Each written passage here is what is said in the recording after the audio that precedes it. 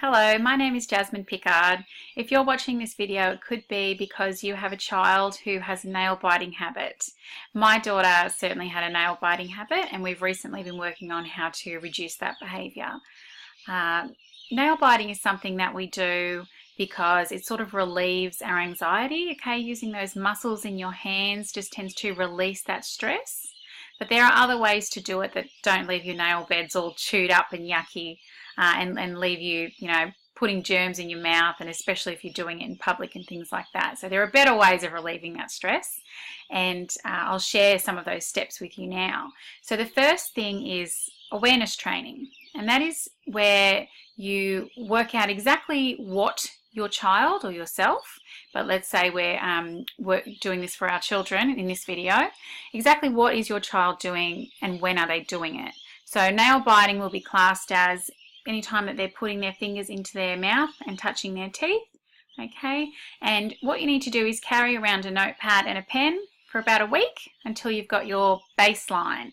A baseline is all the observing that you do before you do your intervention, before you start giving them ways to change. So for that first week, carry around your pen and paper, write down, when did they bite their nails? What were they doing when they started to bite their nails? How were they maybe feeling at the time? Had they just had a tantrum, or did they think something was unfair? Or were they just bored? So my daughter tends to bite her nails when she's bored, and she will usually bite when she's watching television or when she's falling asleep, okay? Boredom is a type of anxiety, and that's all our body is doing, is just trying to relieve some of that anxiety and stress by using those muscles in our hands. The thing you're going to do is give them competing response training. So you really want them to be doing something with their hands that means that they can't possibly put them into their mouth. So for my daughter, I would, if I ever saw her chewing her nails, I would say, sit on your hands. So that was the command, and she would have to sit on her hands for 1 minute, and she couldn't possibly, and then the urge to bite would sort of pass, okay? But because we're working with children here, you really want to make it a bit fun for them. Otherwise, what they're going to do is they're going to stop biting their nails in front of you and just always bite their nails when you're not in the room. So you really want them to be motivated and positive about getting our nails looking nice and growing longer. And we want to give them another outlet to be able to relieve that stress that they're feeling. Okay, so what I gave my daughter positive and negative reinforcers. So for positive reinforcers, we agreed that she would get a particular toy of her choice if her nails grew long enough to be showing whites at the end. And we also said we would get them nicely painted. Okay, so she had 2 rewards. However, she really needed to be made aware that she was biting her nails, because it is unconscious sometimes.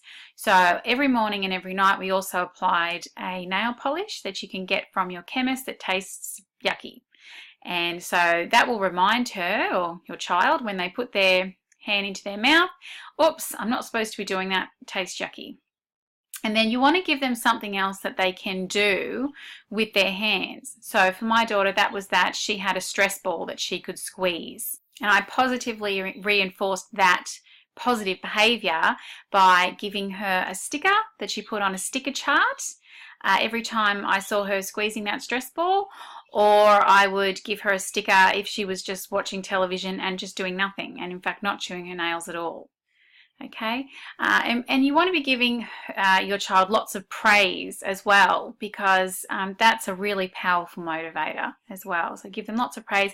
Well done. I can see that your nails are getting longer, or I can see that you're just sitting there squeezing your stress ball and choosing to do the right thing, and I'm so proud of you and well done. Okay, so that's giving them the social support that they need, and just reminding them if they are biting their nails, sit on hands. Okay, because they've forgotten, or maybe you've forgotten to apply the nail polish that day, and when you're doing it morning and night, that's bound to happen eventually. Okay, and having that reward at the end, those toys that she was promised that she would get, and seeing the results and being able to get her nails polished, that's going to be a really good motivator for your child. Okay, so stick with it. I think it takes a really long time, but it is beneficial because you don't want them ingesting germs from their hands or their feet. Okay, children are often chewing their toenails as well. You definitely don't want those germs going inside them. They're sick enough, often enough as it is. It can be a long process because they can take 2 steps forwards and a step back, and that means that they're probably starting to decrease in their motivation, and you need to remind them how important it is and that they're going to get their stickers, they're going to get their toy at the end, that you're so proud of them, just to keep using the stress ball. And it's really a challenge for you. Almost it is as much a challenge for your child because you are the one who has to modify their behavior. Okay, so good luck, and look forward to all of your children having beautiful, lovely little nails.